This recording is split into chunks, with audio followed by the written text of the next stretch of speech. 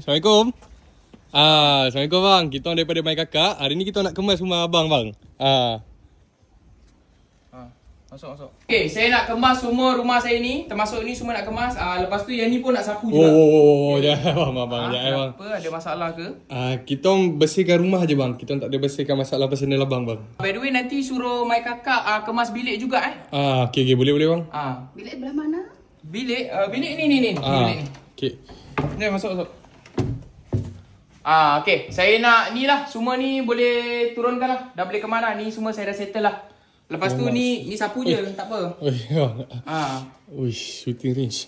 Yang ni nak buang juga ke bang? Yang ni tak payah. Ni belum settle lagi. Abang jangan risau bang. Kita orang buat kerja memang semua detail bang. Kita orang ada memang bang, tak apa bang. Yang pinggan yang pecah ni tak apa bang. Kita orang ganti bang. Tak apa. Asal nak ganti pula? Tu bukan barang saya pun. Bang, Bukan barang saya. Ni nampak. Barang baru dah sampai. lagi yang tak kemas Bos, apa benda ni bos? Ni barang Colombia ni, jangan sentuh Ni tepung lah. Ni tepung boleh letak dekat dapur. Bang, tanya bang boleh tak kalau kita orang pasang lagu nak bagi bekerja macam happy sikit buat kerja? Ada. Abang ada? Saya ada playlist lagu. Ada. Ni dia. Senang.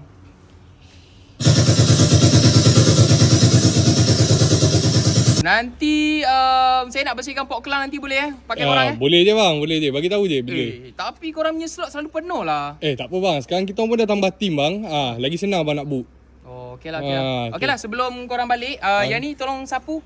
Yang mana? Ni, sapu je. Bang, gerak lagi bang, gerak lagi. Gerak lagi. Okey, tak apalah, korang balik lah. Saya tahu settlekan ni.